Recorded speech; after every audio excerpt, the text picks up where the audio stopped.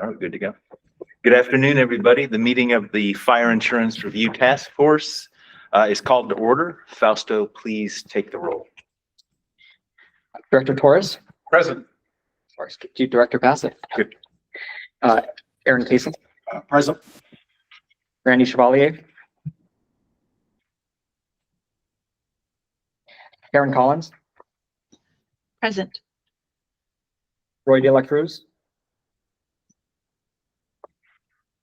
Michael Newman. Present.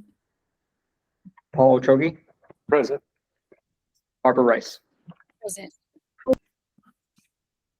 Director, you have a quorum.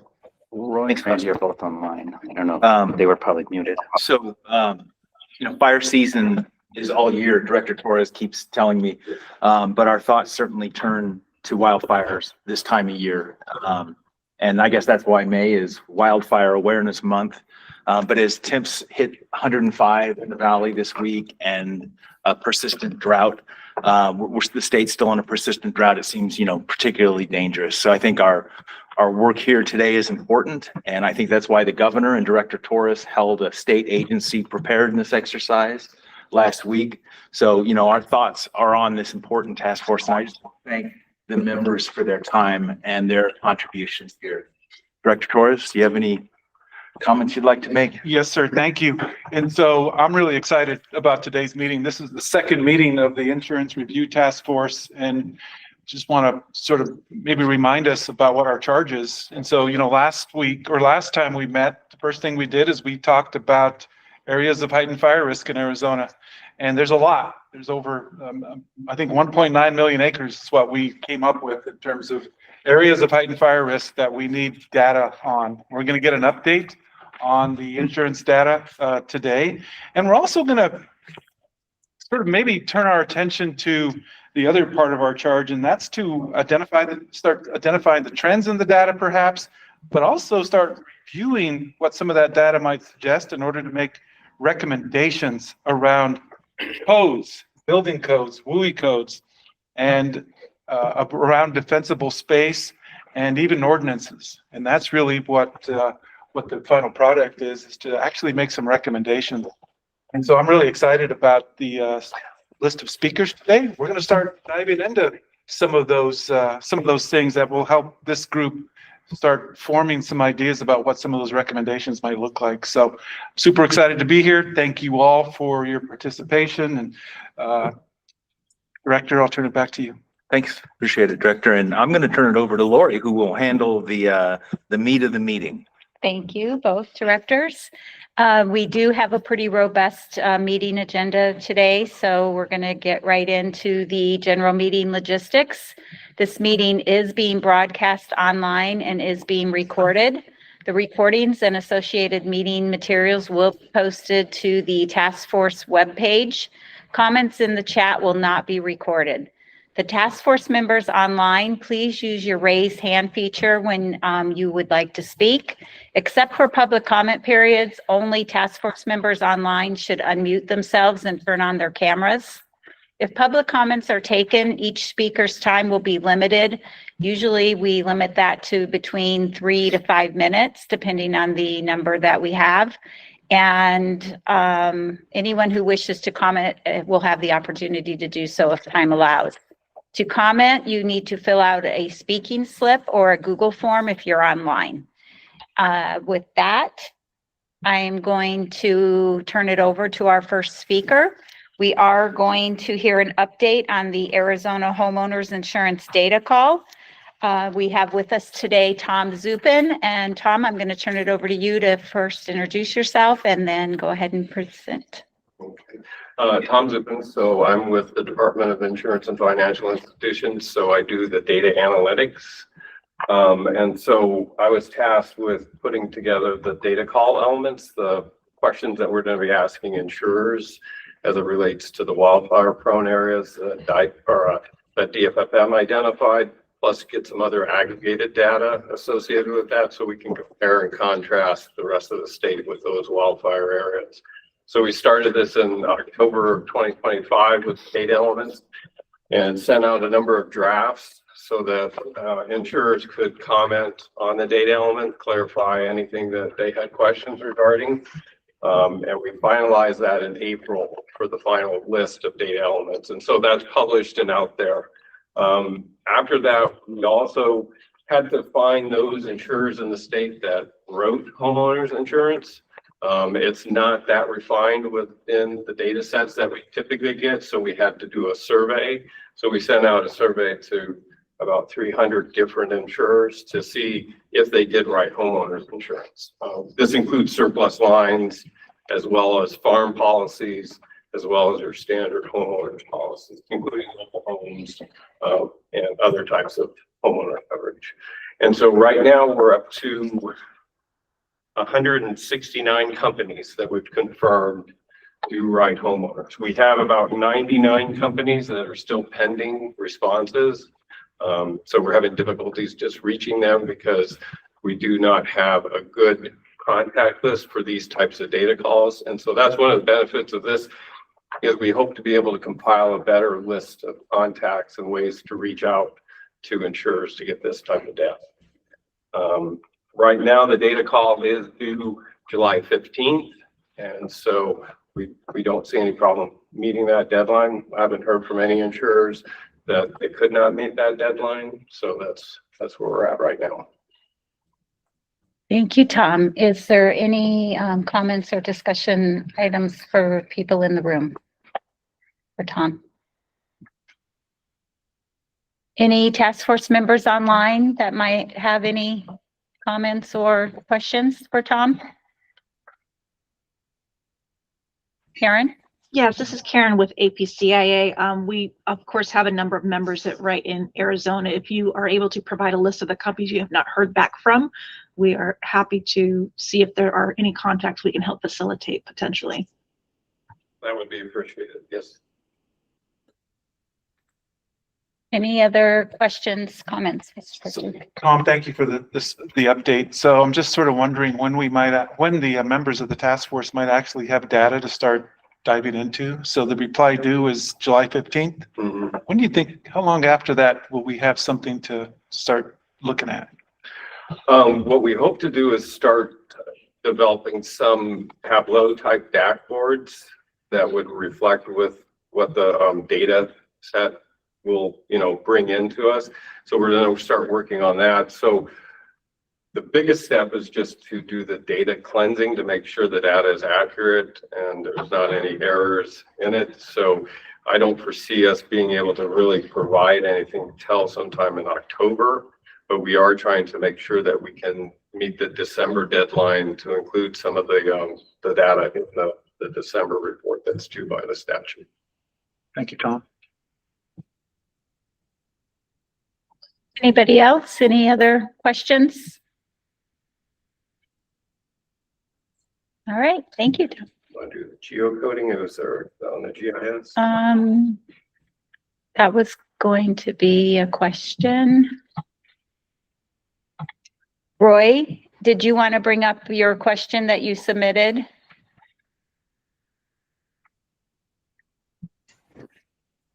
The only question that I had was, from my understanding, there are some companies that are having trouble with the GIS hexagonal coding.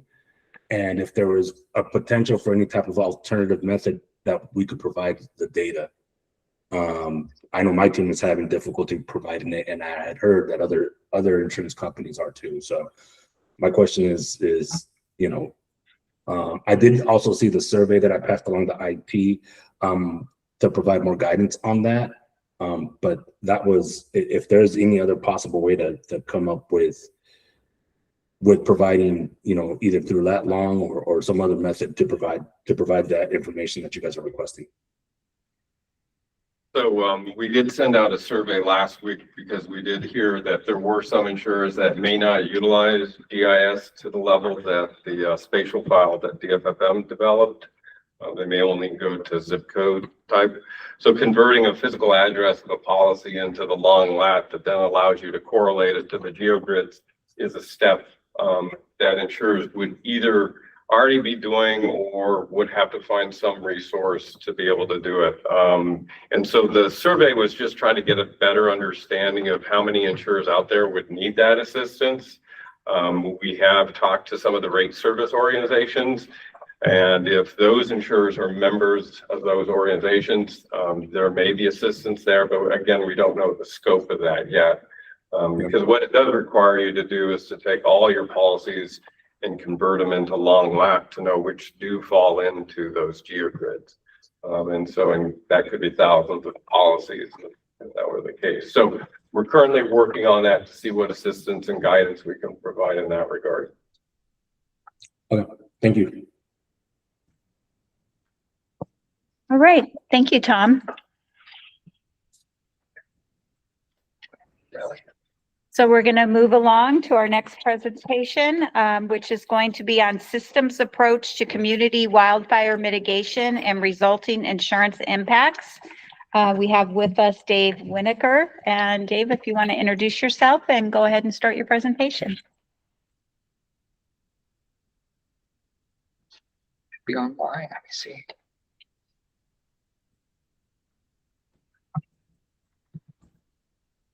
I don't see him online. Do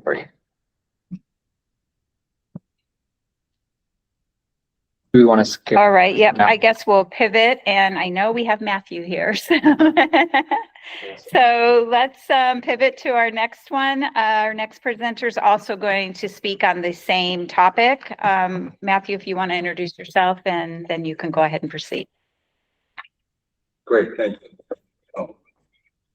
You want to answer that or? Oh. Looks like Michael raised his hand. Michael, did you have a question? Yeah, I was just going to beg permission if I could do my presentation as long as we're moving the agenda around, since I have to, in 30 minutes, I mentioned this earlier in an email, I have a familial obligation that's going to require me to go onto my phone for about 30 minutes, in about 30 minutes. No, we're fine with that, Michael. So if you want to go ahead, Michael's going to introduce himself, and he's going to talk about a wildfire prepared program that was just approved in Arizona. So take it away. Great, thank you so much. Yes, second, Michael. Oh, good. Fausto, you got my my deck. Well, hi, everybody. I'm Michael Newman. I'm the General Counsel and Managing Director of Partnerships at the Insurance Institute for Business and Home Safety. I'm also a proud member of this task force. We can go to the next slide. Yep. Back up one, maybe. Sorry. There you go. No, all good. So I'm really excited. When we were doing the committee that preceded, the advisory committee that preceded this task force, I was able to present on Wildfire Prepared, and I had to say, and it's going to come to Arizona. Well, I'm really happy to say today it is available in Arizona. Homeowners in Arizona can go to wildfireprepared.org today and apply to get a designation from IBHS that their home is wildfire prepared. So I want to spend a few minutes just giving you all an overview as to what this program is. We can go to the next slide. First and foremost, first about our organization. IBHS is fully funded by the property insurance industry. You see our campus here in Richburg, South Carolina, where we're able to conduct full-scale testing of the built environment and then identify what are the vulnerabilities and what are the mitigation actions that are effective, achievable, and affordable. They're driven by science and they're verifiable. In the wildfire context, if we go to the next slide, this means that we can generate embers. We can see how the embers and the flames and the heat of wildfire attack structures. We can see how fires spread from one structure to another. Go to the next slide, please.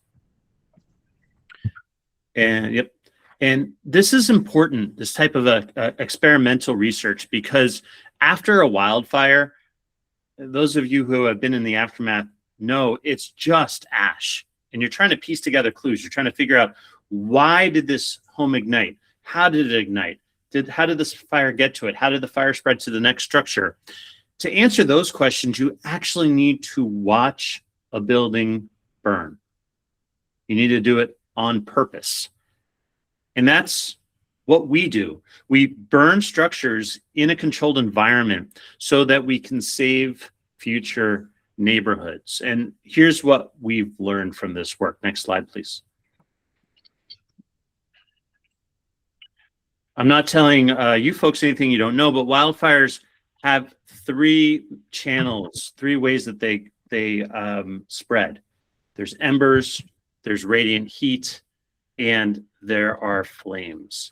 And when wildfires enter into our neighborhoods, and I want to highlight this, when they enter into our neighborhoods, because the big problem that we're facing across the West, that we're facing in insurance markets across the West in particular, is not wildland fires, your kind of traditional wildfires. It's conflagrations. It's when the wildfires enter into our communities and we get that uncontrollable spread from home to home to home to home. And embers lead the way, but they land and they start spot fires, and then those spot fires lay off more embers, they lay off heat, they lay off flames. And once structures ignite, they're putting out structural embers, as well as significant heat, heat flux, and that can lead to that conflagration. Next slide, please. So to address this, we developed a few years ago the Wildfire Prepared Program. It is looking at both parcel level and community level dynamics of wildfire risk and risk reduction. I'm going to quickly take you through both. Next slide, please. So wildfire prepared home, there's two levels of increasing resilience. Our first level is really focused on those essential actions that can reduce the risk of ignition from embers. Having a Class A roof, having the right building features, like having ember resistant vents or metal mesh over vents so embers can't get into the home. Having defensible space, particularly that 5-foot zone, safety zone right around the home, removing anything combustible in there. And that can be as mundane as a wood pile or a garbage can or a bush, right? Anything that can burn, that can ignite, particularly when those embers are flying, those flames can then transfer to the home if they ignite. And then wildfire prepared, that second level is once you've handled all those essential pieces that can reduce the risk of ignition from embers, it's that second piece that's more enhanced. And that's looking at how do we protect homes against flames and radiant heat. Those are building material choices that can be quite expensive, and when they're done in a retrofit context. And so we're seeing them used more often in the new construction context, things like dual pane tempered glass windows and ignition resistant or non-combustible, siding. But that essential layer that protects against embers is very much appropriate to the retrofit context. Next slide, please. Yep. And just for a moment, I wanted to highlight the importance of defensible space. Now, in California, they call it Zone 0. That doesn't mean a lot to most people, so we think of it as the safety zone. But as you see, embers attack structures, then accumulate at the base, and we've measured it. It's in this 5-foot zone. And so that's why it's so important to remove anything combustible from them, because as you can see, it ignites, and then that can ignite the structure. Next slide, please.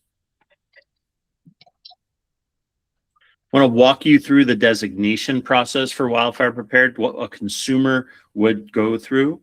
They'll go on to wildfireprepared.org. They'll start the application process. They'll pay the application fee. It is around $125. That includes the cost of inspection. So the first step they're going to do is submit eligibility photos. That's of looking at that defensible space around the home.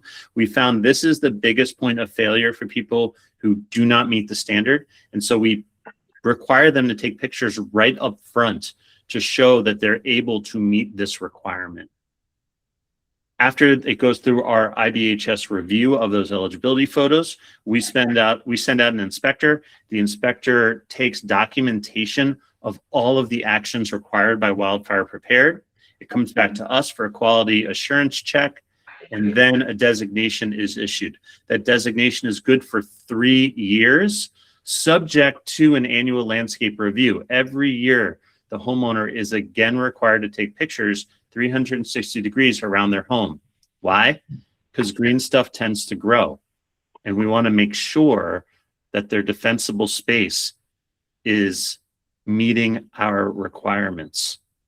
You've heard me say defensible space about 5 million times in the last 5 minutes. And that's because while it is a systemic approach to wildfire risk reduction, we really do need to take care of all of the essential items to reduce the risk of ember ignition, and then also take care of those building material pieces to get that more enhanced protection.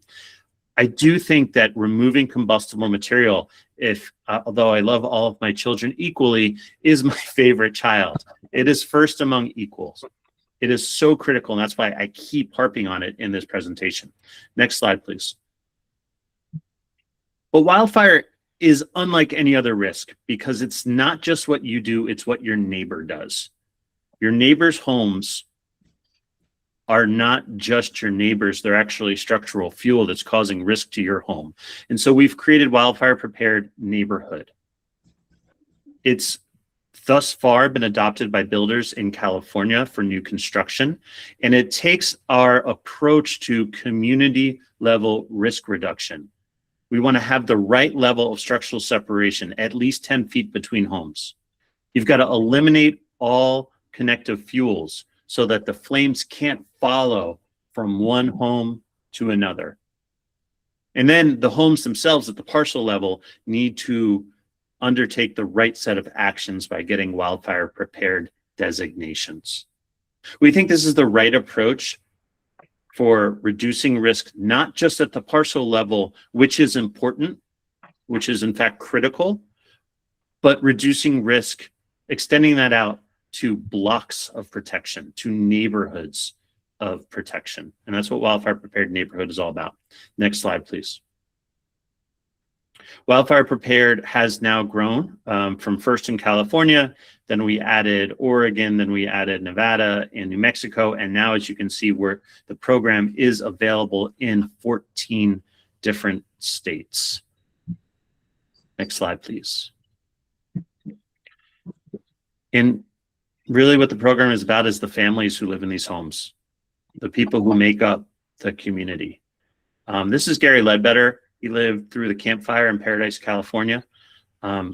He had to go through an incredibly bad day followed by a whole bunch of bad years to get to the point where he was committed to wildfire risk reduction.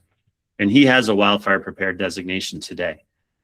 What we're after is helping more families and more communities, more neighborhoods all through Arizona to take the action now so that they are reducing their risk ahead of a bad day and a bad year or a bad set of years. So they don't have to rebuild from the ashes, but instead can take the action to avoid those ashes in the first place.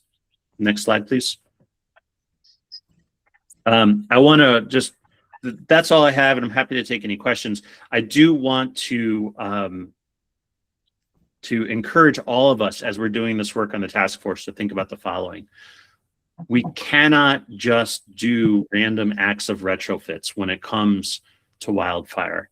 We need to transition from a mindset of it's home by home by home to it's block by block and neighborhood by neighborhood. So as we're making recommendations, I urge us to think, what does it take to scale this and to incentivize collective decision-making, collective action? Because wildfire, the risk really demands that level of collective reaction, or even better, proaction. So thank you very much for your attention, and I'm happy to answer any questions. Thank you, Michael. Are there any questions from folks in the room? Michael, thank you for the presentation. Very useful as always. And that's good news for Arizona that the Wildfire Prepared program is available in Arizona. So you talked about the process for how a homeowner can obtain a certificate. Who does the actual inspections in Arizona for that program? Are those folks trained in Arizona, or are these folks from outside? Help me understand that part. Yeah, so we have a national inspection company that we do work with, and they can help meet that moment. But we are also looking for partners, particularly in some of the communities in Arizona where the fire services have been leaning in this space. I've got a great team I get to work with, or our wildfire partnerships team. Steve Hawks, who's a retired chief from CAL FIRE, Laura Blal, who is a retired fire marshal at the local level.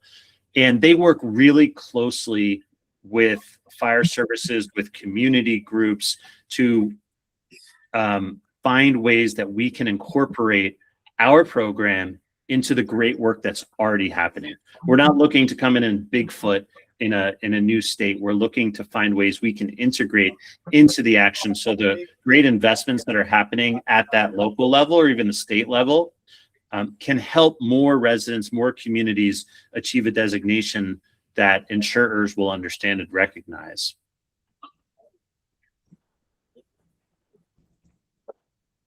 Any other questions in the room? Michael, another question. So I think I'm familiar with some other states that have actually adopted the wildfire prepare program as sort of a state standard or a local standard. Can you talk about the growth of that development? Am I thinking about that right? You are. I think just right next door in New Mexico, a couple of years ago, they developed, there was a bill that got passed, I think Senate Bill 33, and it directed the state to come up with a standard for a grant program. At the same time, they funded a separate grant program with the Office of the Supervisor of Insurance to help the Fair Plan policyholders. So right now in New Mexico, there are grants being provided to policyholders with the Fair Plan to get them to wildfire prepared home designations. And this other task force under Senate Bill 33 has gone to point to, as they stand up other programs, use Fortified, excuse me, that's our other program, to use wildfire prepared as the basis of that. There's been some other legislation in other states looking to do similar things. In Washington state, they stood up a task force that made some recommendations.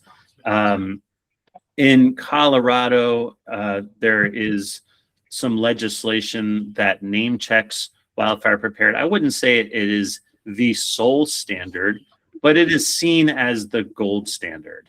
And it is a means to connect investment by homeowners and investment by the state into risk reduction action that is based in science, that is verified, and that can translate over to the property insurance industry.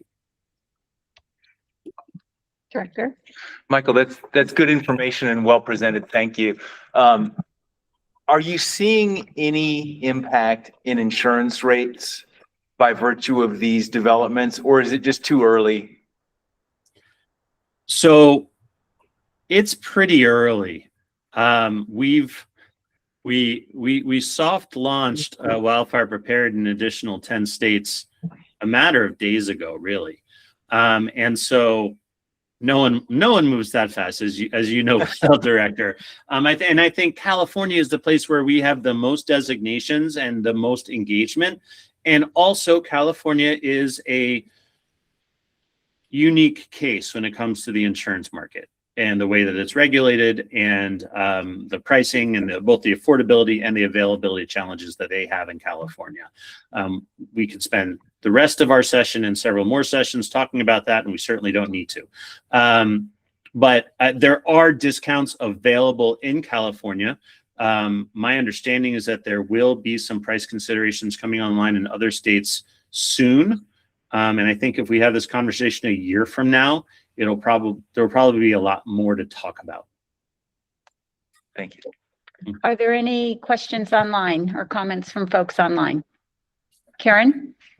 Yeah, Karen Collins with APCIA. On behalf of the insurance industry, I would echo that we strongly view the IBHS Wildfire Prepared Program as the gold standard. We have seen different states with kind of slight differences or nuances in their legislation, but the benefit of IBHS is that their scientific framework wasn't developed in silo. It really has been developed across the entire scientific and fire services community, and there is significant alignment around that. And from an insurance standpoint, programmatically and from a validation, it really is an effective program that insurers can look to. And we are hearing from companies and in media a lot more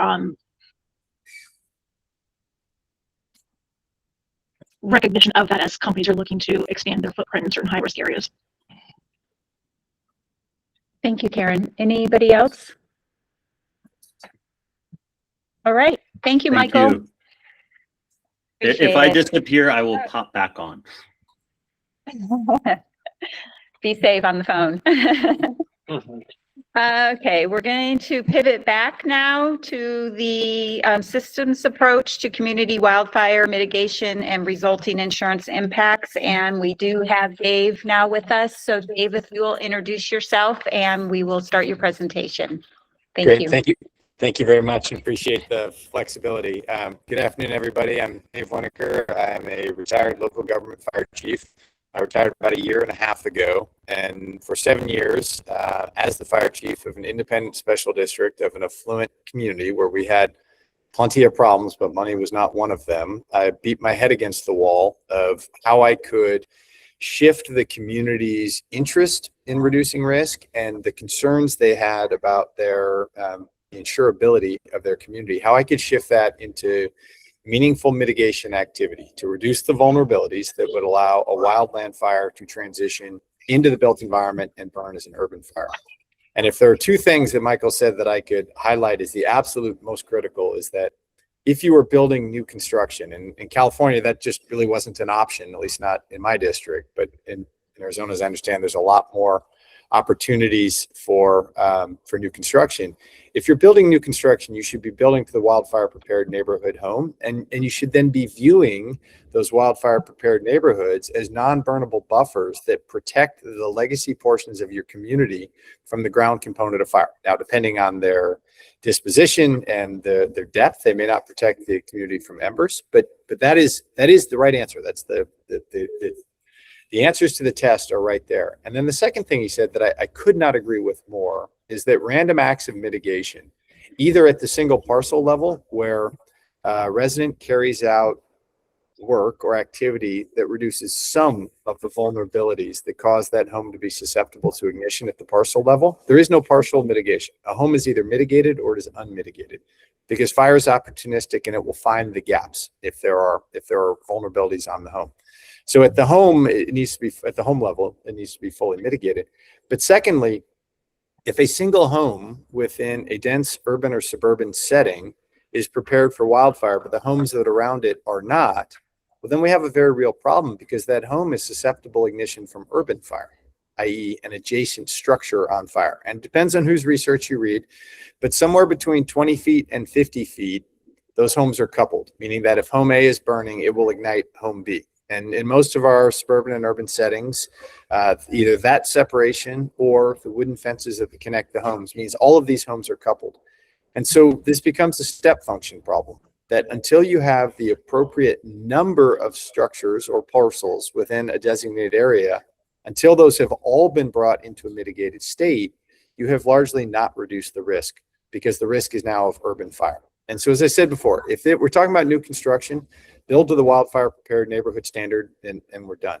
But that does leave the problem, though, of what do we do for all of our legacy communities. And I'm going to walk through a series of visualizations and so forth to help illustrate the point.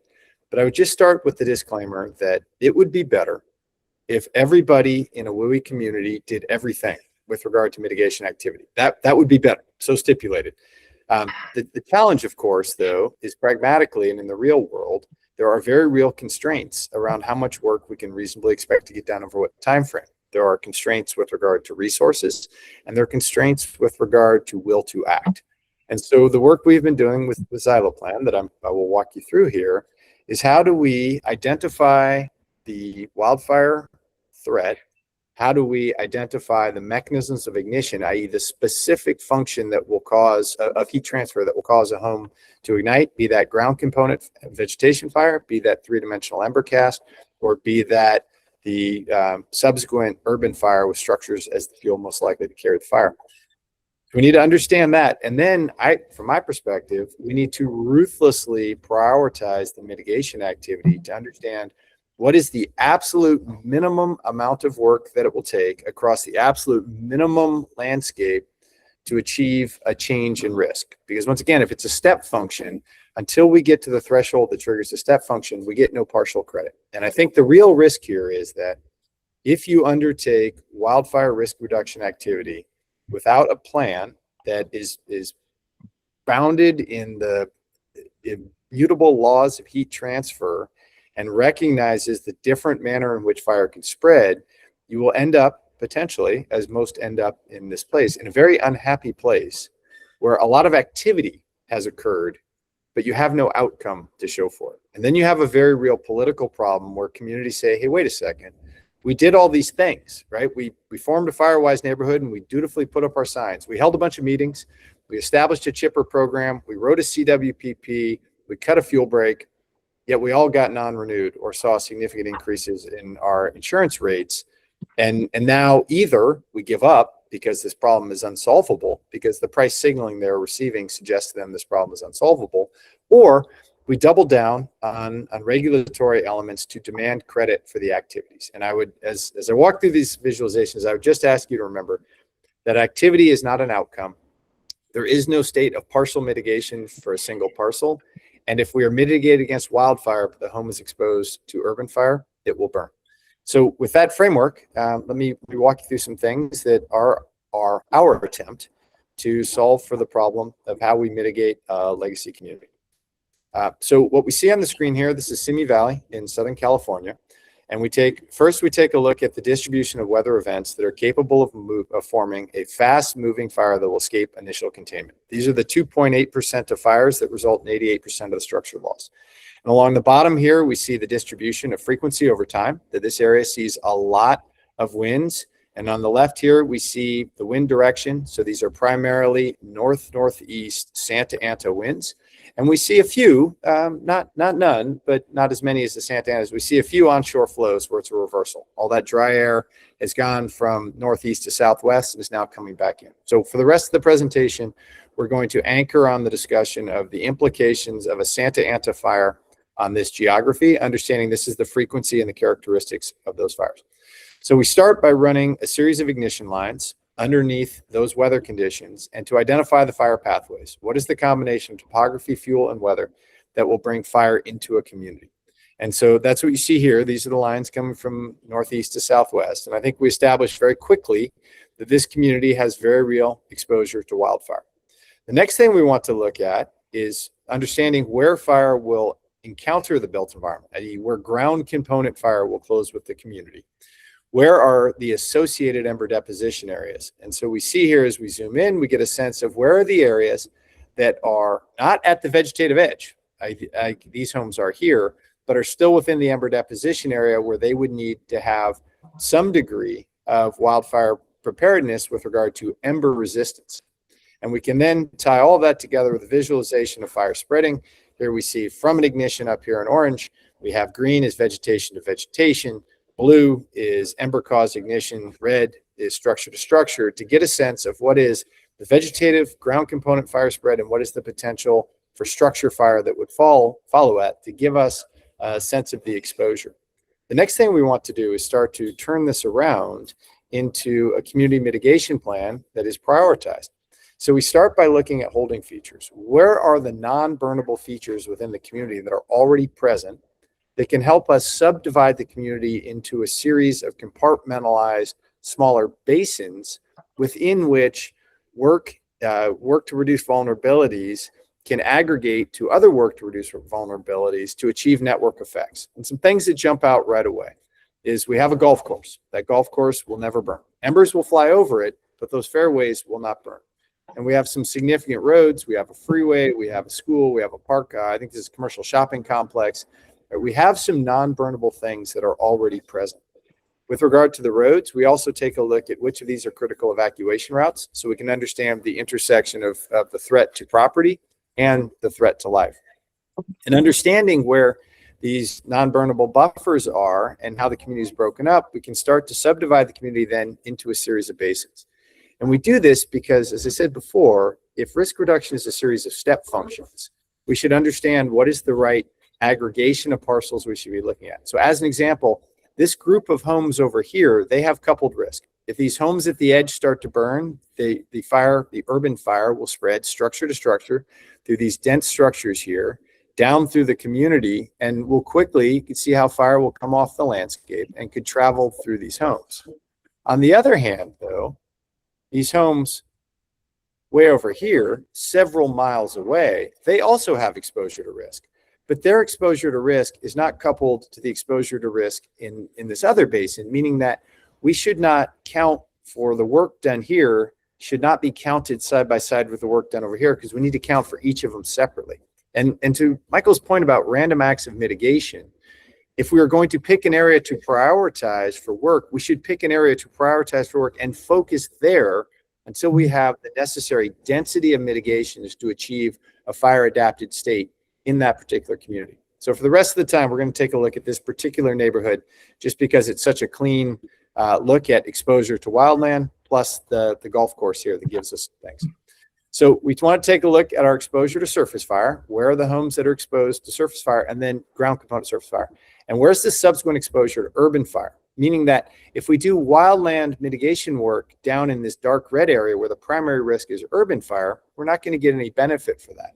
And from that view, we can then start to develop a community mitigation plan where we match the mitigation activity to the mechanism of ignition. And what we have here is red are homes that have exposure to ground component vegetation fire and embers. Those homes need the full suite of mitigations. We strongly recommend using the IBHS Wildfire Prepared Home Standard just because it's an existing standard, it's well understood, doesn't require any translation. Yet these homes that are downwind of them, they don't have any direct exposure to ground component fire because either they are buffered by a fuel mod and a perimeter road along here, or they are buffered by these other homes, meaning that these homes in blue, they need ember resistance. They don't need defensible space and wildland specific mitigations. They need mitigations against ember attack. And so the reason I think that is so important is that if we give these residents in this area a non-prioritized checklist of stuff to do that includes wildland specific mitigations like trimming vegetation deep in zone 1, the energy they have and that they are able to expend on wildfire mitigation activity will go potentially to things that have little or no value to their situation.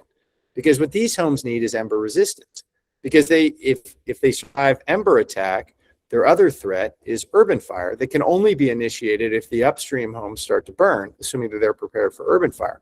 And in purple, we have homes that are outside the high concentration of embers for this fuel type and these weather conditions, meaning that their mitigation is upstream mitigation activity, meaning that the way fire gets to the purple area is that there's an urban fire that has jumped this road. It has jumped this road, and we now have structure to structure fire that gets into these dense urban homes.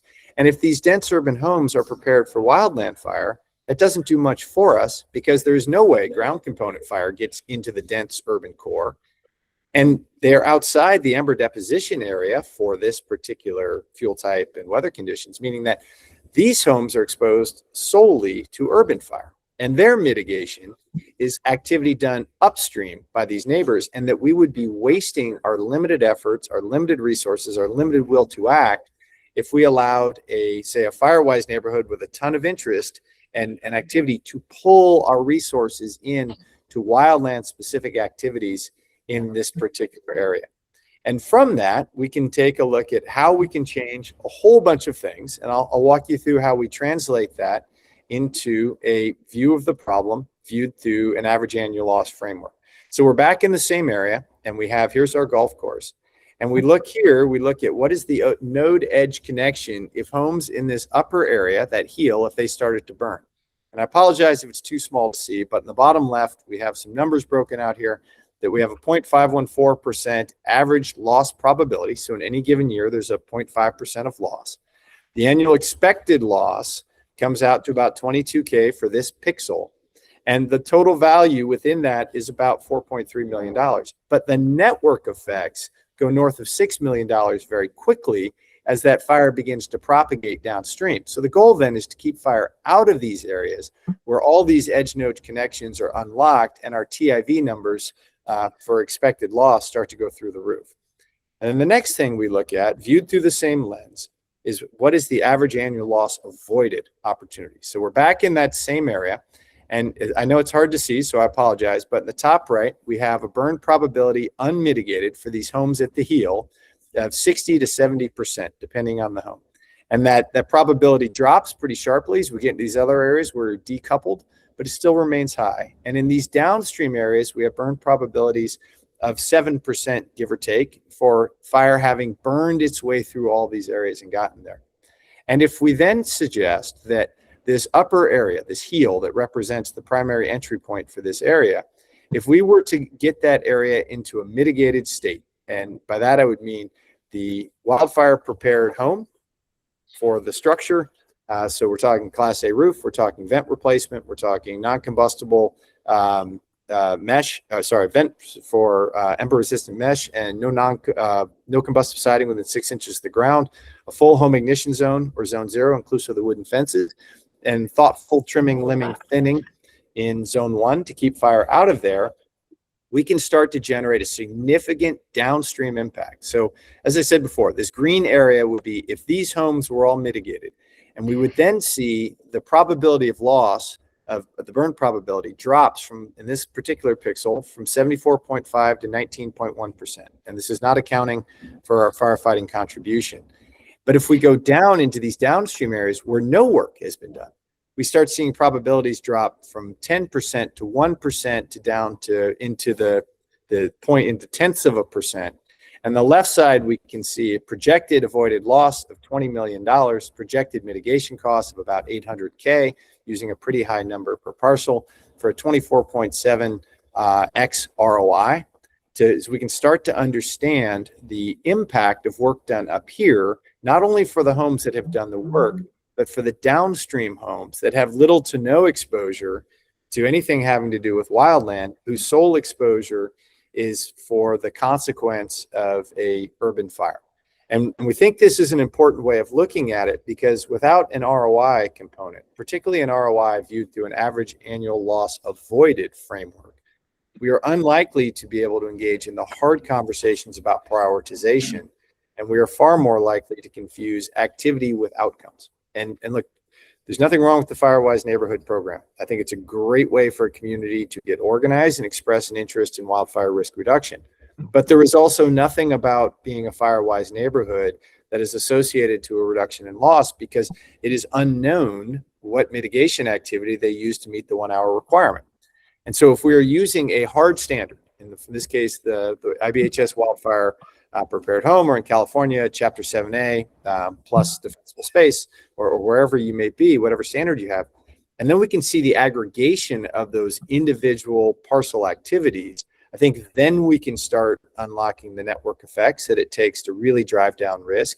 And we can make our limited mitigation dollars and resources and will to act, we can make those outperform by achieving those network effects. I know that was a lot. I'll hold there. I'd be happy to answer any questions the group might have, or hear what you have to say. Thank you. Is there any questions from task force members in the room? Any question? Oh, Director? So Dave, thank you so much for the presentation. I really appreciate it. So, I think you validated some thinking of probably multiple members of this task force that it needs to be sort of a combined approach. And we need to, I love your comment about ruthlessly prioritizing areas to reduce risk. And so I guess my question is, you were showing your modeling. I think that's the Xylo plan platform that you were talking about. Can you talk about the availability and use of platforms such as that being used across, say, the Western states? Obviously, it sounds like California is using it, but can you talk to that a little bit more? Yes, sir. Thank you for the question. Having been asked, I'm going to be very careful that I'm not turning this into a sales call. But so Xyloplan's company, I'm a co-founder of Xyloplan. We provide risk modeling, visualization, and then mitigation prioritization. That's the service we provide. It was born out of my experience as the fire chief, where I think I could write a book about all the things that don't work on community risk reduction, having tried them all. And I think the greatest fear here is that if you don't have a plan, you're going to end up accounting just for activity, and that activity will be confused with outcomes. So yes, it is available. It's available throughout the United States. We can run anywhere that either Landfire or similar data is available at least a 30-meter resolution. Runs better on better resolution. We have a strategic partnership with Fireside. We can work with others as well, where we incorporate the inspection data from when inspectors have gone out, inspected to see whether or not the parcel is compliant. We can ingest that data directly to model the impact. We also export a prioritization schema directly to Fireside that can be used to guide the inspection activity so that you don't have doing running work.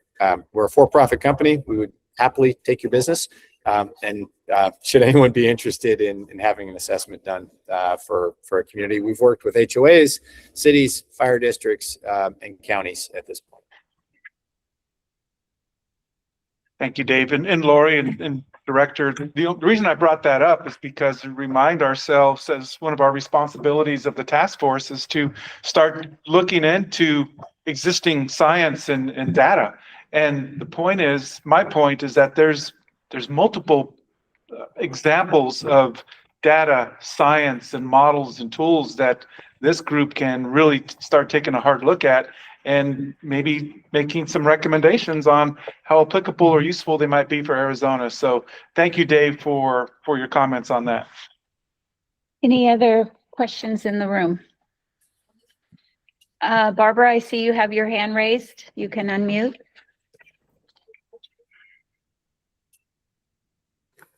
Yes, I just wanted to say that your presentation really gave a really great explanation as to why in those states and those communities that actually map their wildland hazard areas, why the emphasis and the more extreme hazards are mapped on the fringe areas. And that just gives us some really good information in your presentation to support the focus that mapping does in those areas you represented. So thank you for your presentation. And if I could just, at the risk of answering a statement with a question, with a response. So the hazard map, right? Hazard is the thing. The vulnerability is what allows the thing to pose a risk to the community. And the hazard is largely unchanging, getting worse, but we don't really have the ability to reduce the hazard, but we can reduce the vulnerabilities that allows the hazard to become a risk. And then if we throw frequency on top of that, now we can look at the hazard, the vulnerabilities that allow the hazard to become a risk, the probability and frequency that gives us a sense of prioritization, so we can prioritize those areas that have the greatest residual risk, and we can buy that down with some thought from vulnerability reduction work. Are there any other questions online from folks or comments? Okay, one more time in the room. All right, thank you, Dave. We appreciate it. Thank you very much. I appreciate the opportunity. Next, we're going to move on to our next presenter. Matthew, if you want to introduce yourself, and Matt's going to be talking about just kind of pivoting and expanding on what we just heard on. Hi, I'm Matt Portings. I work for the Western Fire Chiefs Association. I spent over 20 years in the fire service in California at an all-risk metro department, responding all over the state to wildfires. Quite a bit of experience with the calamities that have occurred in California. And I was brought on to Western Fire Chiefs as a PI to manage a specific project. The project is called the Multi-State WUI Mitigation Project. Now that project was born out of it's called some frustrations that fire chiefs had in California, a couple of fire chiefs in particular, where they would go out and do inspections. other personnel would go out and do inspections, issue a certificate. Hey, you did everything that you're supposed to do. You've met what we wanted. Here you go. Fast forward 2 weeks, we get a non-renewal. And this was happening over and over throughout the state.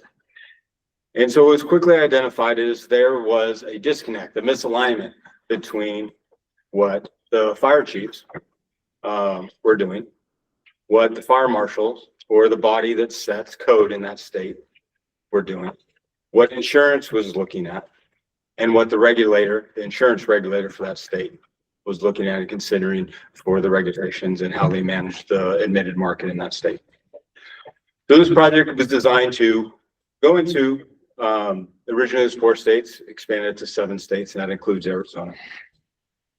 To take those stakeholders from the insurance regulator, the insurance trades, the Fire Chiefs Association, and the body that sets code. In most states, that's fire marshal sets code for that state. So getting these stakeholders all together and working through what it is, what mitigations, what are those mitigations that matter? What are those mitigations that count and actually reduce the risk? And getting a plan together for, after defining what those mitigations are, what the implementation and maintenance of those mitigations would be for that state, and what each of those stakeholders are willing to bring to the table to offer to get this across the line within that state. Now, coming from Western Fire Chiefs Association, we're an association that represents 11 states, over 2,800 fire chiefs in the West. And I came to the states with the authority given by that state's Fire Chiefs Association. Otherwise, I have no authority within the state. I'm just a Western Fire Chiefs Association. Yeah, that's it. So, Arizona Fire Chiefs designated a single point of contact to work through. So when decisions had to be made, we had one person instead of an entire board to go ahead and make some decisions. And for Arizona, that was Chief Paul Trogi from Flagstaff Fire. So let's fast forward. And what I have to offer is a lot of lessons learned and what's going on in other states, and a path forward for Arizona to tie in with the presentation that Dave just got done through, and then the multitude of successes and projects and ongoing efforts that are already on the ground in Arizona. So, lessons learned. I don't want to, out any particular state, but I mean, many of these do come from California. They've been dealing with this for quite a while. And it does come down, and one of the common factors, and you've heard it multiple times already, actions, mitigation actions, without a plan, without a defined set of outcomes that are tied to a measurable metric, is just activity. It's costly activity. And in many cases, a misappropriation of resources, time, energy, people, to get that work done. What I'd like to do is go through, maybe skip forward. I'll skip a lot of the. Hey, Matt, could you hit the slideshow at the top on your PowerPoint, just so Yes. it makes it, Right that way now. the folks online will be able to see a little better. Yep. Here Thank we you. He'll have to change the screen he's sharing. Nope, he got it. Oh, God. Oh, it does exist. Okay. So let's go through a little bit of the definition of the problem. Most of this, this task force has already discussed, and it's been on the screen already. So I don't want to spend too much time on this, but one of the key things that I've worked with Karen from APCIA and other insurance trades throughout the West. And one of the lessons learned that I would like to share that is actually it is part of the problem that ties in with activity versus outcomes is activity without a set of adopted standards of a WUI code that's tied to a WUI code can only be viewed as a one-time event. And a one-time event, I'm not in insurance, but in this instance, I will speak, and Karen can scold me if I'm wrong. Insurance is not interested in a one-time event. It doesn't move marker at all for insurance. Mitigations are a system. We've gone over that multiple times already. It is a complete thing. There is no picking and choosing. Fire, it will find a way through. It has to be done as a complete system. I do believe that a lot of our hazard and risk maps in the West, they've been used incorrectly in some states, and largely are based off legacy data and legacy systems that don't account for our current best science. And what you just saw with what Dave showed you is the future, and is how we need to look at how we're doing mitigation work and plan and program development in the West. Nobody wants to be the first one to do it. No one wants to be the first one to stand up and take the heat and be that public face on a new program that really is a society and cultural shift on how we view our space in the wildfire problem in the West.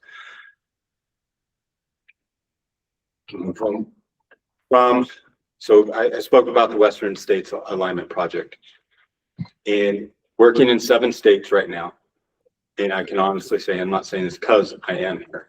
There's few states that are in a position to really grab a hold of this and take a lead for their state and move things forward and actively, truly lower the risk to their community and their citizens. I believe, from what I know about Arizona and the programs and the advances that have been occurring in Arizona over the last, say, 5 years, Arizona is in a unique position, especially with this body, to make some very good recommendations and create a framework and a plan for the state of Arizona. And there's a couple reasons why I think making a plan for the entire state is actually a better thing than hitting this in isolated pockets within jurisdictions and counties. You have the ability as a state to build an entire plan and leverage the scale of your project to lower the burden and the cost. If you break it down, the totality of the cost per parcel, by being at a state-sized project, you actually lower the cost associated to all jurisdictions, not just the state, but the locals that are doing this project and doing the inspections and managing the project at their scale. Very important for any work that's going to go forward is a mitigation prioritization. That means being able to analyze what the true risk is, where the fire is going to enter a community, and concentrate your efforts, and being able to value the return on investment. For example, you have let's call it a work unit, okay, which is a geographical area. Let's say it's like that one corner development that Dave was showing right there. If a community has X dollars, it would be better spent and wisely spent if the highest risk work unit with the best return on investment, that money was put to do the total mitigation and hardening of that one area, because that one area done will mitigate the risk for all those downstream and interior parcels and businesses.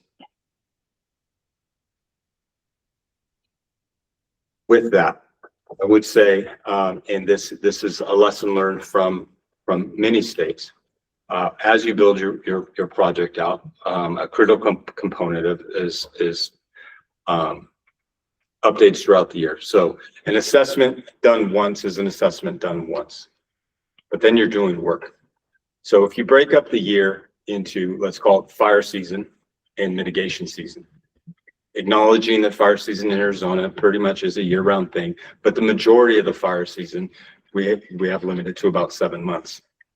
So the mitigation season, so doing an analysis to track progress, instead of tracking money or acres or bins of chipping, where we actually track progress to a standard, to what the outcome is we're trying to achieve.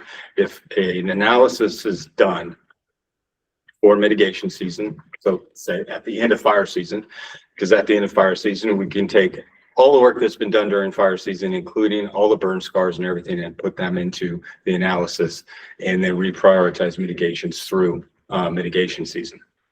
At the end of mitigation season, do another analysis so we understand what was completed, how close we are to meeting the outcomes and the goals, and then moving forward in that from year to year. It is unreasonable for any citizen or public officer or any organization within a state to assume that we're going to be able to do this in a one shot. It's not going to happen. It's going to take several years and a lot of work to work through this. The need for a plan, goals and outcomes-based metrics of progress. That's how you measure it. Okay, without that, it's just activity. It's just dollars, it's just acres, it's just effort. That's it. Dollars, acres, effort don't amount to a change in how insurance is valuing your risk. You actually have to lower the risk and demonstrate that from the parcel level and the community level to insurers. Okay, in order to do that, you accomplish all these things, you have a plan, and you're going through that, and you're able to share that, and insurance can visualize that and take that. What that's going to do is start to increase the availability. Okay, and as availability increases in a geographic area, it will eventually create a competition, competitive marketplace, if you will. When you have a competitive marketplace in any industry, you have lower costs. So it improves your affordability. Unless, Karen, you have anything to say and disagree on that? No. Okay. He thinks, and this is one of the reasons why I think Arizona can be successful, it does require to enlist community champions. And I think the work that the FFM, that the directors team and others throughout the state and their partnerships, they have community champions. You have to have community champions in order to do this work. You have to have a way to track your metrics, to track your work. Breaking things up by work unit is the effective way to track and gauge your progress throughout this whole thing, and in turn share that with the community. It's very important as this project is developed in Arizona, that there is a strong social involvement with the community, sharing reports, sharing work that's being done, sharing the return on investment on what's being expended, so they have a continual involvement and they continue to do the work that needs to be done on their parcels.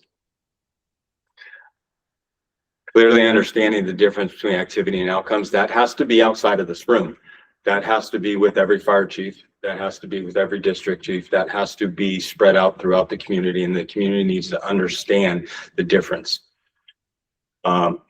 Activity does not equal discount. That has been a hard-learned lesson throughout the West. And many places have legislated discounts based on if you have a Class A roof. Well, I might have a Class A roof, but my 10 neighbors don't. So it doesn't change, it doesn't lower the risk. And this is I found this to be true in every state I've worked in. Without a plan, you're either going to get lucky or you're going to be wrong. That's it. And a planning includes metric-based measurable outcomes. We talked about the Western States Alignment Project. I won't go into that unless there's any questions on that. I circle back to that later for anybody. Best practices to include them and what not to do. Smart outcomes. So your outcomes as you work forward and make recommendations to build a program for Arizona. The outcomes need to be specific, measurable, achievable, relevant, and time-bound. It needs to include all those things. If any of those things are missing, then you are not able to measure your progress. And you have to be able to measure your progress. Do not roll out a half-baked pseudo program without having a plan. Seen that done, and they do not achieve what they think they're going to achieve. They do not lower the risk, or they lower the risk for a year and they have no recognition, and insurance continues to non-renewals and or denials. I can speak to a community that has done extensive work, millions of dollars in an area going into mitigation and hardening. Failure, there is a failure there in that they are still getting, just in 2025, 350 non-renewals in one community. Not a big community. Comes back to no code. And because no code, it can still be viewed as a one-time event. Did a lot of work, but it's not backed up with a maintenance plan and a way for enforcement. Always consider, does this action, does what we are doing lead to one of the outcomes? This is where many probably heard the term mission drift. Mission drift is a real thing in this space. And if an activity does not lead, is not directly contributing to one of the outcome, it will just be activity. That's it. When we're dealing with interacting and getting the community and moving forward with the project, the fire chief or district or whoever's running a program in an area has one chance to make a first impression. One chance. So that is why the plan needs to be put together well, how you're going to share information with the community and keep their attention and buy-in and effort and interest. You have one chance to make a first impression. Beyond that, there will be significant hurdles to overcome. You can't expect skepticism and resistance when you ask the community to play a part of this mitigation and the state to play a part of this mitigation. This is one area where I think FireWise communities are unique, and FireWise is a social program. It's not a lowering risk program. It's a social. Their greatest success is the social aspect of their project. That is why FireWise communities are a great stepping stone to some early successes as you move forward with your program. This is a big one, and it is difficult. So if a community does not share inspection data and make it visible, the mitigations and all the work for inspection didn't happen. Period.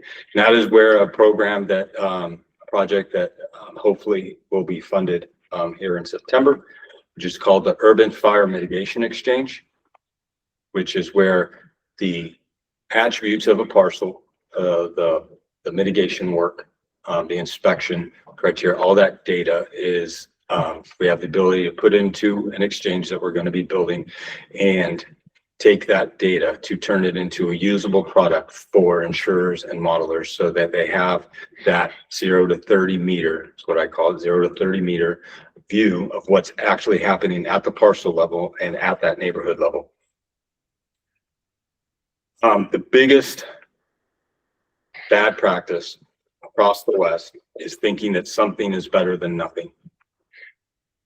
Something is not better than nothing. It's actually worse. You're expending capital and time, resources, people, energy into something that is not lowering your risk. You would almost be better if you're not going to do it completely. If you're going to pick and choose which mitigations you pick part of IBHS Wildfire Prepared Home, you'd almost be better saving your money and putting it into a fund and investing it for recovery. That's the truth. Do not spend money to do mitigation work without a plan, without clear, measurable outcomes and a workable plan that everybody knows, sees, and understands, and has the ability to report back to the public and elected officials and other government agencies within the state and or county. A lot of resources. I think the biggest one, IBHS Wildfire Prepared Home. Everybody's heard a lot about that, the prepared neighborhood. There's a lot of documents I've shared some already with Director Torres, and I can share more on. There's some of them are very easy reads, 2 to 3 page white papers on this subject from studies and research that has been ongoing in the West. kind of closing, we'll tie up and why we do analysis and why we don't want to use legacy data and legacy systems for our risks. Our past risk models, some have actually been hazard maps, are outdated. They're inappropriate to use. The proper analysis identifies the points of transition. So you can focus your efforts on those points of transition to protect everything downstream from that. That is how we take what little financial resources we have to throw at this in an area and get the biggest bang for the buck. So we can get a return on investment and we can then keep on moving forward, additional funds, grants, etc., to keep doing additional work. Large loss fires, you know this, so Dave mentioned it, 0.7% of the fires account for 88% of the loss. These are wind-driven. Generally, they're small acreage fires with massive loss. 6 fires in the past 25 years account for 35% of all losses in the States. There.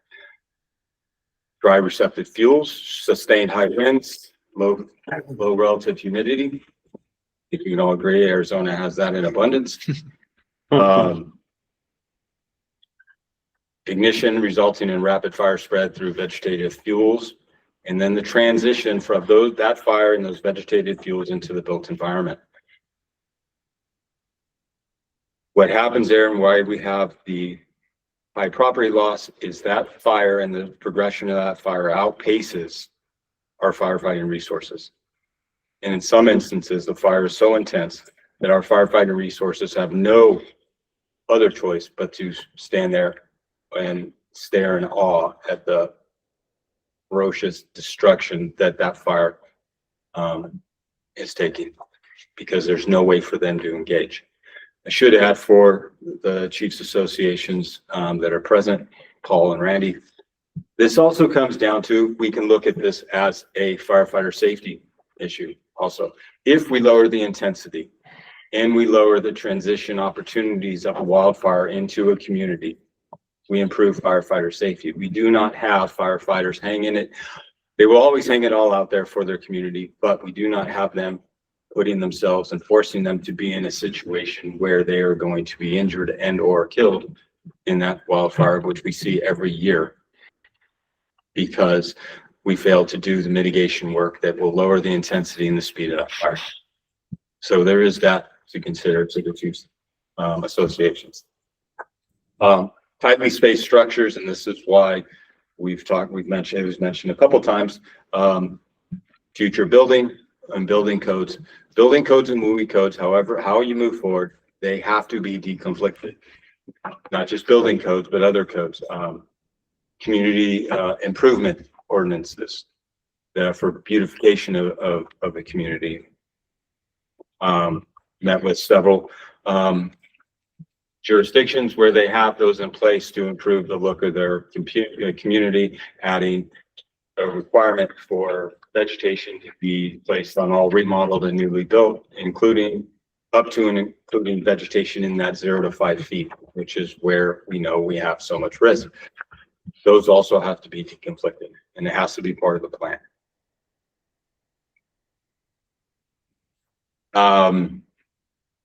Talked about vegetation fire pathways modeling at length. This mentality and how we move forward is the appropriate way to move forward. The legacy data and systems that we've been using are outdated and they no longer serve us in the fire service. And as we develop this to improve the insurability, availability, affordability of regions, we have to update what we're doing. There's Dave and I. If anybody has any other questions or comments or would like additional research, please reach out to us. I should say, I won't speak for Dave. You can reach out to me. Dave's very busy. He's a lot busier than I am. Please reach out to me and I will continue to assist. However, The Fire Chief Association and Director Torres need be assist to help you guys along as you put your efforts into coming up with a plan for Arizona. Any questions? Thank you, Matt. You're welcome. Any questions, Director? Question. Thank you for the information. There's a lot there. And before I ask the question, I'll just make an observation about, I don't know, was it a month and a half ago, 2 months ago, I attended the Western Fire Chiefs Association Ignite Symposium. That's where I most recently saw Matthew and Dave and asked them to come and present at this to us. And I just say that because more than half of the agenda at the Ignite Symposium was around WUI conditions and this exact issue. So there's a lot of interest by the folks who are the first responders and who, quite honestly, the public calls first. They call the fire chief and say, hey, what can you do to help me with my situation? And so I just want to say that, you know, one of the things that both Matthew and Dave provide is they represent a wide body of advocacy for the work of this committee, because I know it's important to them and I know it's important to the fire chiefs across the state of Arizona. And so with having said that, Matt, you mentioned the multi-state WUI alignment project. Are there products that can be shared with this group so we can help inform what our recommendations might be? Yes.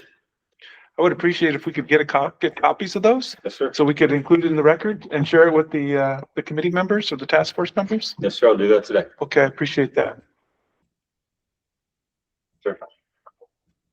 I want to go into, I mean, it seems like you have to play well with others to make this effective in a way. And I want to be careful asking this question, but I think I can ask it because I have a brother and several in-laws who live in the WUI by choice. Mm-hmm. They're freedom-loving Westerners and they don't really want to be told what to do.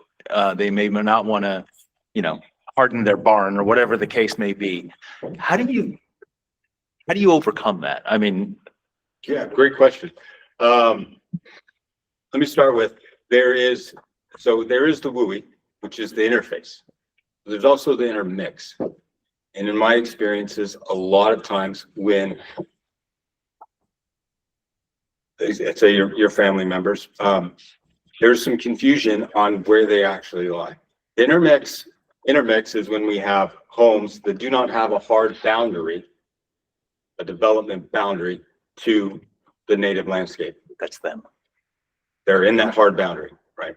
And the intermix would be those that are, 10, 20, properties kind of close together, surrounded. That's the intermix.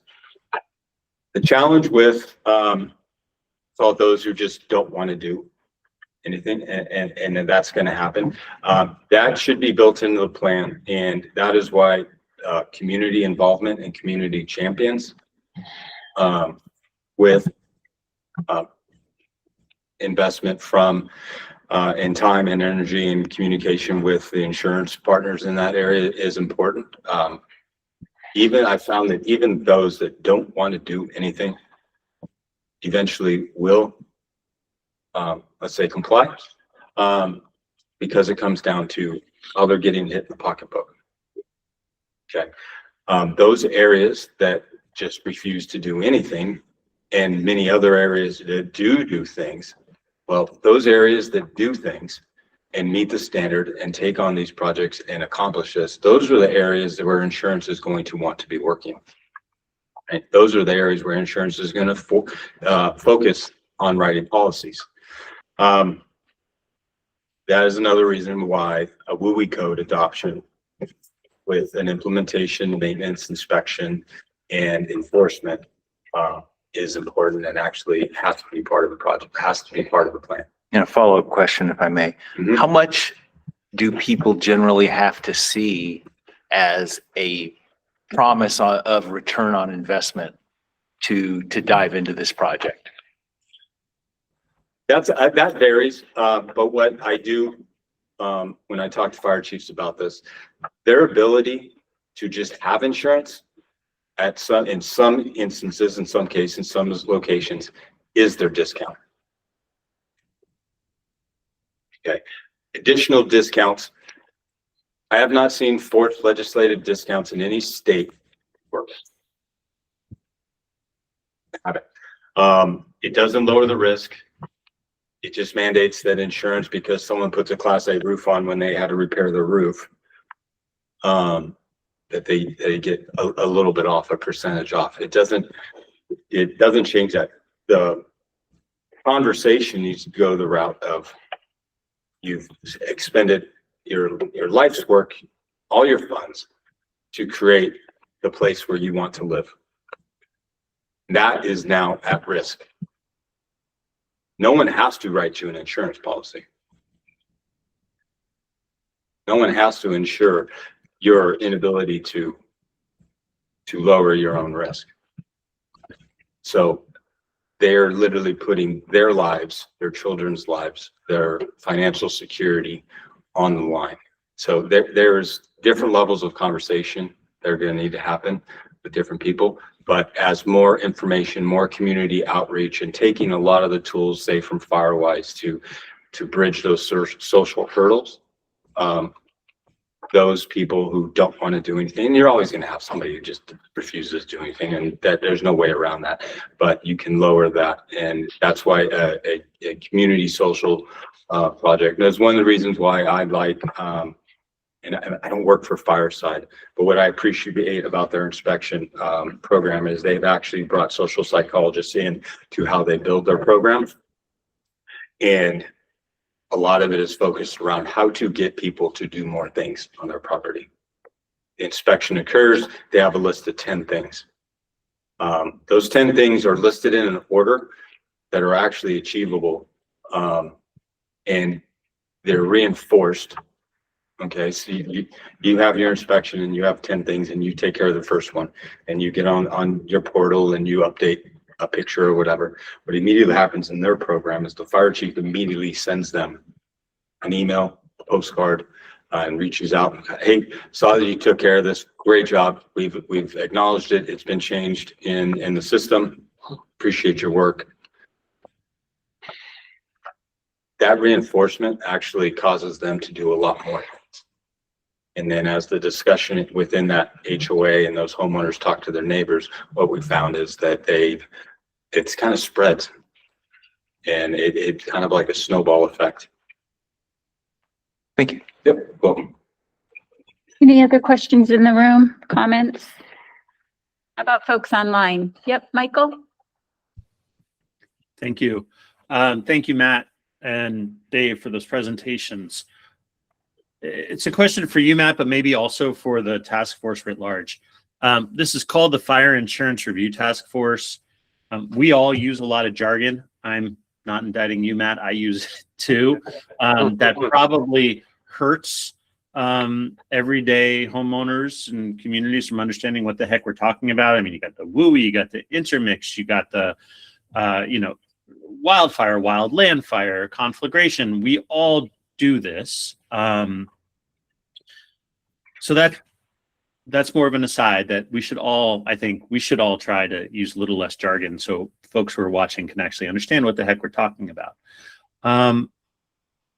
But I wonder, and I'm about to use jargon, so I apologize.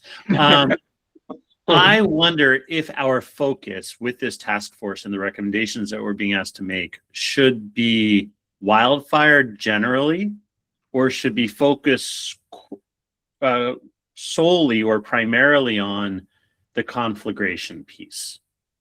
Director, I was thinking about your short story about your family members who live often kind of in the middle of the country, and do they harden their barn? Well, do their actions make any difference to anyone other than themselves? Which is to say, they have the freedom to act or not act, but it's not going to affect any of their neighbors, and they take on the risk, so to speak, versus the homeowners who live in a neighborhood of 20 homes or 100 homes, where, as I described and as Dave described, the failure to act by some deeply impacts the others. I bring this up because I think often in the policy space around wildfire, we try to cover everything, and the solutions and the policy levers that speak to the sole home that's several acres away from everybody else are different from what we're trying to achieve if we need to tackle collective action and the structural fuel problem of conflagration. So it's a question to the group really is, I'll share my bias. I think we ought to be focused on conflagration because that's where wildfire and insurance meet in the greatest tension. But I want to put that out there for the rest of the group and for Matt as well. Karen, I'll let you go. Sure. Yeah. From the presentations even today, and we in the insurance industry, we track obviously the insurance industry's losses. And without having a chart right in front of me, we really did as an industry hit a tipping point in the 2017, 2018 timeframe with respect to insured losses from wildfire. And that is because of these urban conflagration fire events, obviously heavily in California, though, as we are seeing these in more states, the Colorado Marshall Fire, the Hawaii Lahaina Fire. It is the cost of these events as they go through the built environment that is reaching the multi-billions of dollars that are just changing the peril of fire entirely as it relates to what does the industry require from a capital standpoint to continue to insure and reinsure these events with the extent of damage and loss that comes out of these. So agree, we have a very rural, unique issue for a lot of communities, and they have very high risk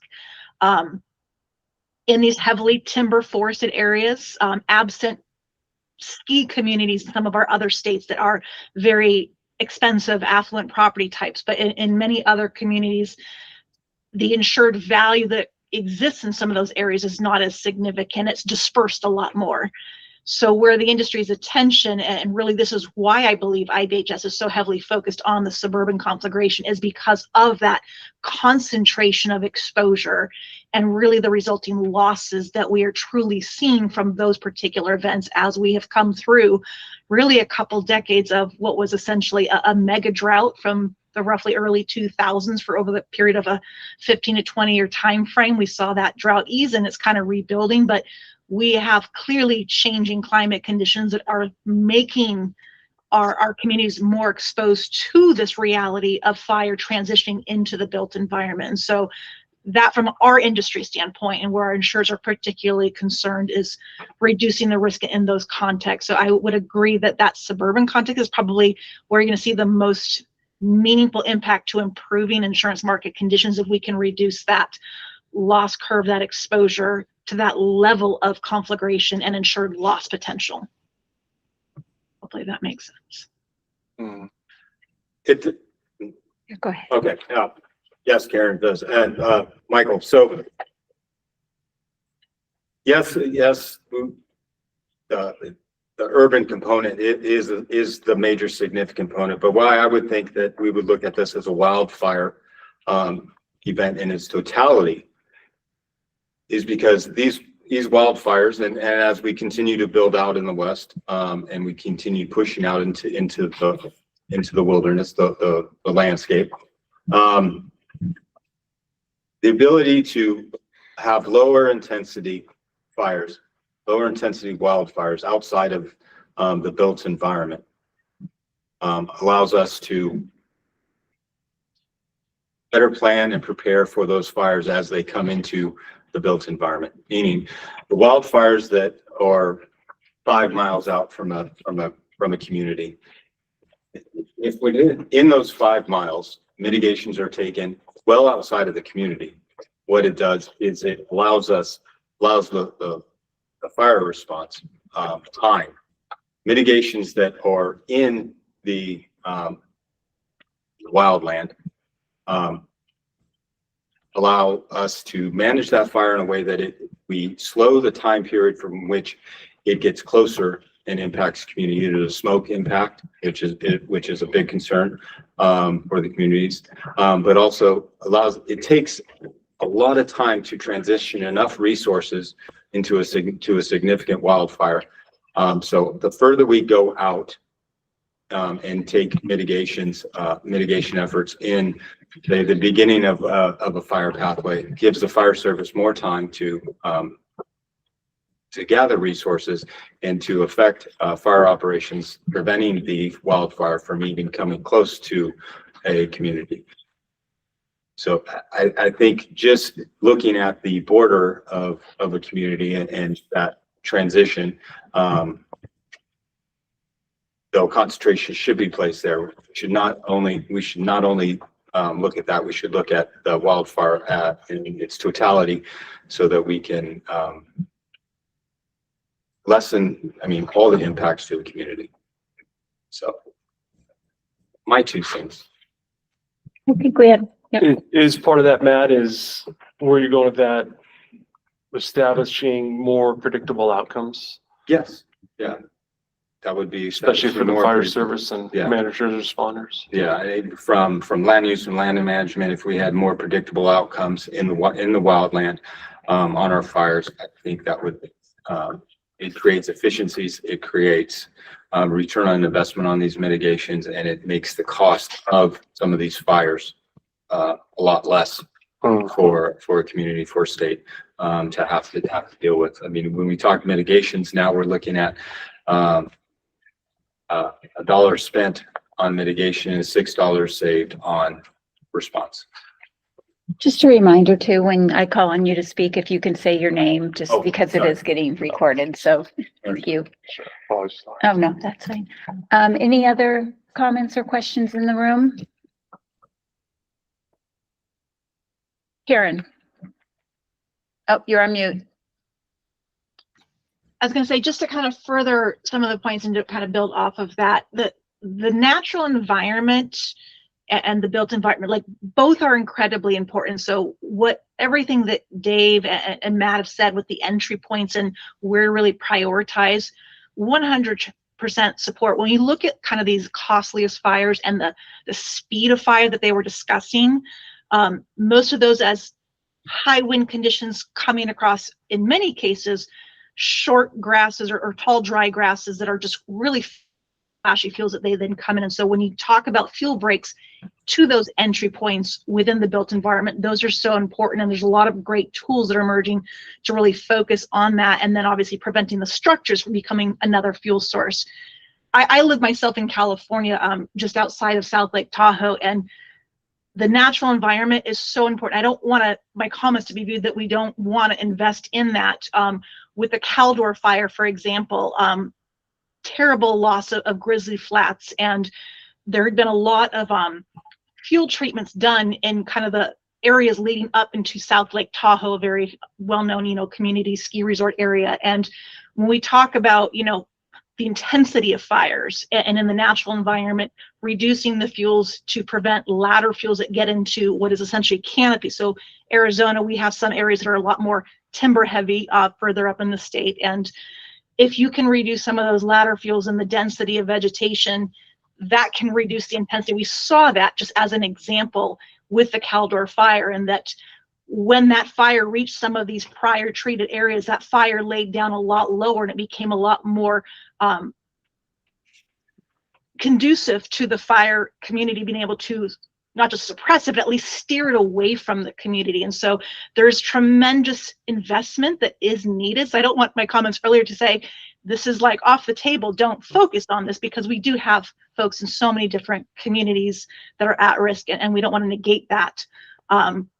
So very much support that, and we want to protect those communities as much as we can. But again, if you look from an insurance industry standpoint, just where the billions of dollars for the biggest losses, those speed-driven ones really do tend to be the ones that are in those non-timber heavy, but in those kind of grassy areas that then quickly move into the built environment. That's kind of where I think if you're prioritizing, not saying only, but maybe elevating, like that's where our greater focus probably should be if we're trying to truly address the insurance market issues.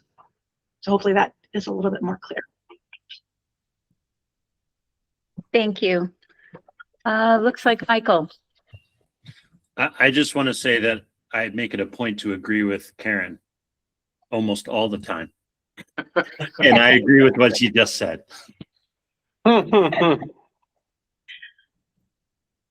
Thank you, Michael. Anyone else online or in the room before we wrap this up? All right.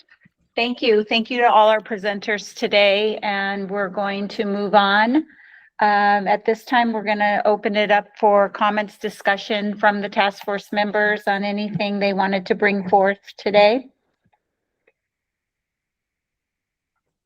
Anyone in the room have any additional comments, discussion items outside of the presentations we heard from? Anybody online?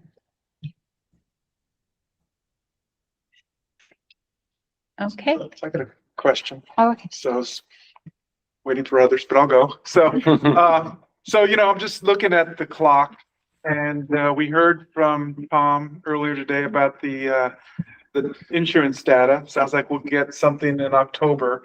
We have a reply due by our statute end of December to give a review of that data, but also make recommendations. And so when I look at the calendar right now, it's about 7.5 months for us to put something together. And so I'm just wondering, and this is a question for the task force members, we have the ability within our statute for the chair to appoint ad hoc work groups to sort of start diving into some of the things we've learned. And I'm thinking that, we know that there's a lot of examples. Matt talked about some of those examples that exist in other states. Obviously, we have members of the task force who are pretty familiar with some of those, as are we. And I'm just wondering if there's what are the thoughts of the task force members about maybe forming an ad hoc group, one or two, to start diving into some of these things so we can start putting some meat on the bones and start putting together the outline of what some of these recommendations might be around some of these big issues, whether they're building codes or modeling in the built environment or things like that.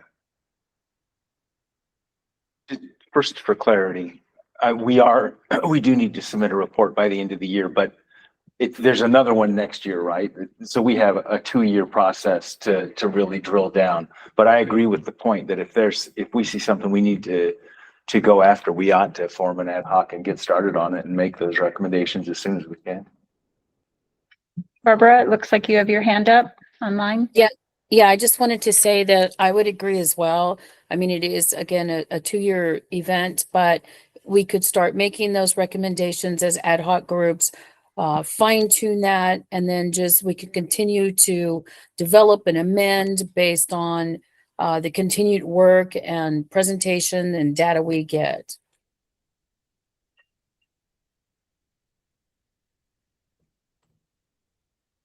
Thank you, Barbara. Do you have any specific task in mind for an ad hoc group? Well, I'm thinking maybe an ad hoc group focused around diving into the areas around fire risk mitigation, specifically related to building codes and defensible space.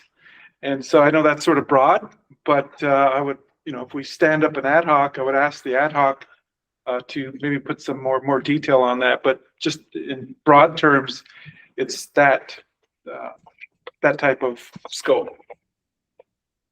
Not necessarily the data part, but it's that sort of, assessing what science exists out there, what models, and perhaps what other states have done. One of the things I've learned over the past, say, year is that some states are a year ahead of us, 2 years. California is obviously multi-years. And I think there's a lot of lessons that we could start learning about to inform what the final recommendations might be from this committee at the end of December.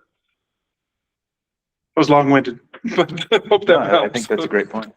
So hearing that, in July, would we want to, similar to what we did with the council meetings, I could reach out to some of the states and ask them to come and present, if you'd like to do that, just so we have those presentations, and then you can hear that before going off into ad hoc committees.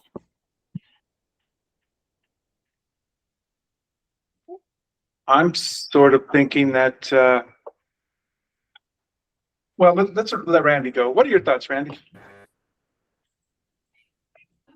Oh, you're on mute, Randy.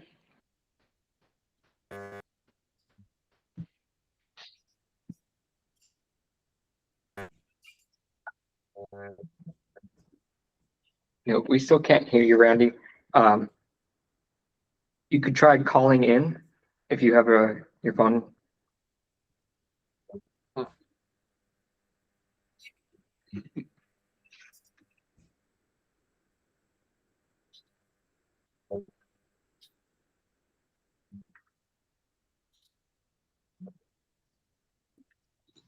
Maybe just while he's getting his audio, this is Karen with APCI. I support exploring the building codes. I think that in our view, there's benefit to having both a sticks and a carrots approach. So enforcement as well as a variety of incentives and funding mechanisms. I've seen in other states that having kind of the enforcement part of it amplifies, I think, the incentive, so that you kind of are already moving into what is going to be an aligned direction. If you start with the financial incentives before there's enforcement or an alignment there's maybe sometimes some disconnect. And so moving down that path, maybe as the first step, maybe could be a good sequencing.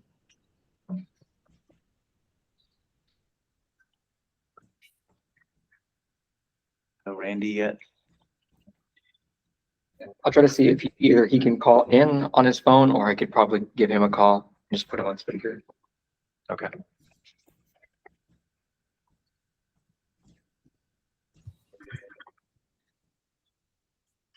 Michael, go ahead while we're waiting. Just a logistics question while we're waiting. Have there been dates set for the quarterly meetings for the rest of the year? So I was going to mention at the end when we go over logistics, but right now, the next meeting tentatively, we're looking at July 8th, which is a Wednesday. If any task force members has a problem with that, let me know, and we'll look at some other dates. But before the next meeting, that July meeting, I think the directors could get together and maybe build out the remainder of the year.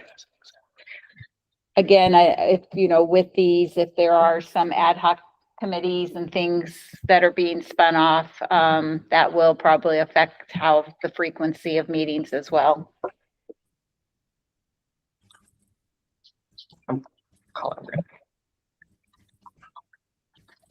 Randy, I see it looks like you might have tried. Do you want to try unmuting again, Randy, or? I think I have you on your cell phone. Yep, Randy, we can hear you. Thanks. Hey, group, I'm so sorry for my technical difficulties. I wish I could be there in person, and I've really enjoyed all the presentations that were shared today, and I'm thankful for all the work everybody puts in on a regular basis. I want to echo the comments from Director Torres. I feel as a fire chief for a fire district, I feel a little bit kind of stagnant sometimes, and kind of wonder where we can fit into the mix to kind of push this piece along.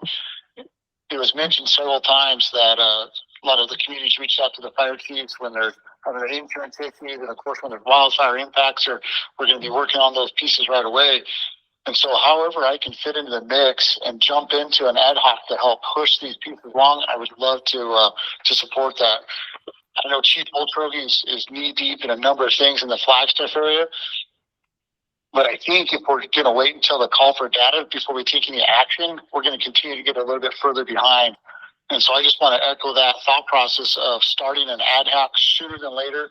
And I agree that the mitigation thought process is a great place to start. And again, sorry for my technical difficulty. Thank you, Randy. I appreciate that comment. So it sounds like there's a lot of support for the idea. Do we want to point a few people to get started on that? That seems like a positive next step for me. I don't know what the process is for going about making an ad hoc, but is that something that's we can do as chair and vice chair? I'd have to take a look at the statute, but I believe it gives the chair the authority to create the ad hoc. It looks like Zach, Attorney General. Just go ahead. Just wanted to chime in a little bit since we're having the discussion about ad hoc committees. Just want to friendly reminder that these committees likely would be subject to open meeting law. So keep that in mind as you make preparations to form any committees, that if there's a quorum of any such committees that are appointed, they would be subject to open meeting law and would have to perform open meetings. Just wanted to throw that out there. I appreciate that, Zach, and that would include preparations for the meeting and discussions about what you're going to talk about during the meeting, right? Correct. If there's a quorum of members in those communications, that would be subject to open meeting law.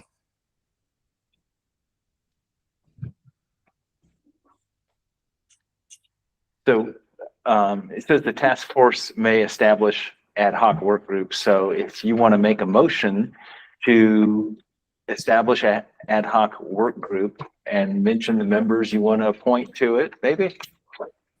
Yeah, I'll make a motion to establish an ad hoc work group. And I would offer that my colleague here, Aaron Kassem, be one of the members of the ad hoc group focused on what do we call it? Risk mitigation science, including building codes. That's broad enough.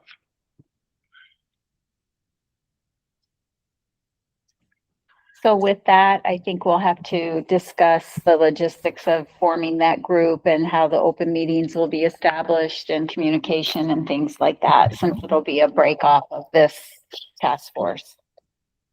And Fausto, do you want to, how do we want to, should we work with Zach on getting that parameter set up for that? Oh, yeah, Zach, it'll just be the same as this. But I think we need to still, so you mentioned, Aaron, do you want to name other people in your motion or give the chair the ability to appoint remaining members? Can we give the ad hoc leader the ability to adopt members? Would Aaron be the chair of the ad hoc? Is that your? That's part of the motion. Okay, he would be the chair. Do you have a second? I'll second it. Name. Paul Truggy. Thanks, Lori. All right, any more discussion on whether to create an ad hoc committee chaired by Aaron regarding risk mitigation and building codes? All those in favor, say aye. Aye. Aye. Aye. Aye. Any opposed, please indicate. Motion carries. All right, a little bit of progress. Thank you. Awesome. All right, with time ticking away, is there any other discussion items for today? One last question, so a lot of information becomes available. There's news articles and there's white papers. And I know that, Barbara, not to put you on the spot, but you asked the question, I think a few weeks ago, how can the task force members share information between ourselves? Can we just email stuff? Or is there a formal process that we should use? Go through, go ahead. Fausto? Yeah, to avoid issues with public meeting law, it's best if you share any resources that you want to give with staff and then have staff communicate that out to the members. That way there's not any member to member communication. And especially like, I tend to do it through like a BCC, so that way you can't kind of reply all, because it would create a quorum issue if we have members replying like that on an email. And Zach, if I said anything wrong there, let me know, but staff is the best. Yeah, we just want to make sure we're avoiding communications between the members where substantive issues are being discussed. That would be subject to a regular meeting. If there's communications about providing information to inform different members, that's fine. Just don't want any substantive discussions taking place. Barbara, it looks like you have your hand up. Yeah, I just want to clarify, if by the formation of the task force work groups, those groups, as long as there's not a quorum, they can communicate amongst themselves outside of meetings if there's not a quorum, or we would keep all of that within that meeting. I'm just wanting to be clear on how that will work. Yeah, I mean, I would say that, I mean, you can communicate, but to the extent you're talking about task force business with each other and that there's a majority of members available, or there's a majority of the quorum on that, in that discussion, or get CC'd or sent over that discussion, then it's gonna migrate into an open meeting. So I mean, Okay. so I guess if there's 5 task force members and 2 of them have a discussion, that's not a quorum. I imagine that's fine taking place. But if there's an email communication between those 2 members and then it gets forwarded to a 3rd member who's in that same subcommittee, then we're gonna have a quorum. Then we're gonna have an open meetings issue. Okay, thank you for that. Any other discussion items? Okay, then we will move on, barring time, and I'm not sure about if there were any. You can ask if there's anybody on, but I don't see any buddy in the form. Okay, all right. We're going to go ahead and opt out of public comments today. It looks like we don't have any public comments that were submitted. We will make sure then in the future to have time for those. With that, We just want Lori. I did mention that we're looking to have the next task force meeting July 8th. And I think, do we have a slide? Trying, but my mouth disappeared. So.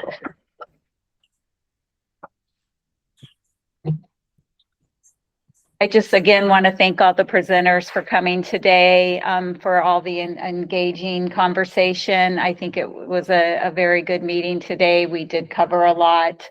With that, we will be sending out and getting the next meeting posted onto the website. Almost, sorry. And I'm ad-libbing. Here you go. You're doing great. Filibuster. You're doing great. Too many.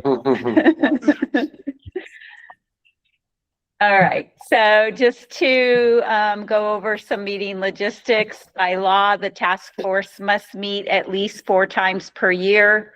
As we discussed, the next meeting date will be July 8th, unless there is any problems with any task force members for that date, and we have to pivot and change it. We'll let you know. All meeting notices, agendas will be posted on the task force webpage and emailed directly to the individuals on the mailing list.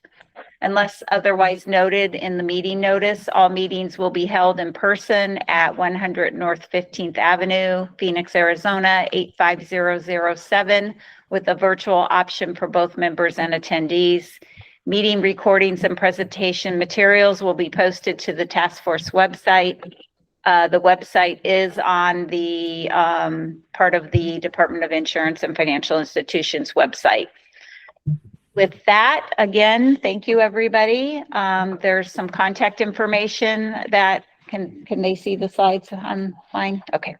The contact information's here. If you have any inquiries or written comments, you can send them to the Fire Insurance Review Task Force staff email. And then there is the link to the webpage where all of the materials will be posted as mentioned. Again, thank you for all the task force members for participating today, and thank you for all the presenters, for those who came in person and who presented online. And we will adjourn the meeting unless the directors have any final thoughts. None for me, Director Torres. None, thank you. Thank you, everybody. Okay, the meeting of the task force is adjourned.